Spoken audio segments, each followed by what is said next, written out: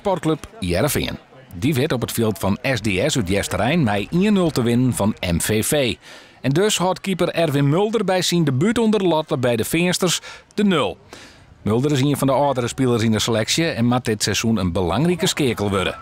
Ja, daar ben ik me ook bewust van. En dat is ook misschien wel een reden dat ik ook nog voor Heerenveen gekozen heb. Omdat dat zit niet in nature in me. En dat is wel in de loop der jaren al wel sterk ontwikkeld. Maar hier weet je gewoon van als je nog 2 jongens hebt die ouder dan je zijn. En een heel jong centrum in principe voor je krijgt. Nou ja, dat je leiding moet geven. En daar kan ik nog stappen in maken. Maar ik denk dat ik daarvoor al, of voordat ik hier kwam, dat ik daar al stappen in gemaakt heb. Alleen dat moet nog steeds doorgroeien. En dat is wel een mooie uitdaging voor mij. Dan de wedstrijd. Daarin krijgt de ploeg van trainer Dwight Lodewegen een soort kansen. Zoals deze voor Luciano Slagveer.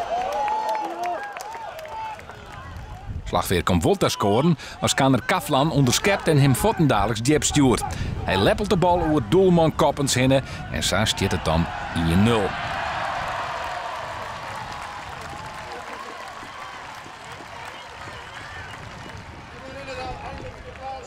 Het hier eens 2-0 wezen matten, maar Rewan Amin komt dikwijls net onschitten ta. Hoe 3 weken begint de Eredivisie weer. Trainer Lodewegen denkt dat zijn team weer een stapje fitter worden is. Nou, dat denk ik wel, want van de week is juist een hele pittige week geweest. Met een trainingskamp in Oosterbeek.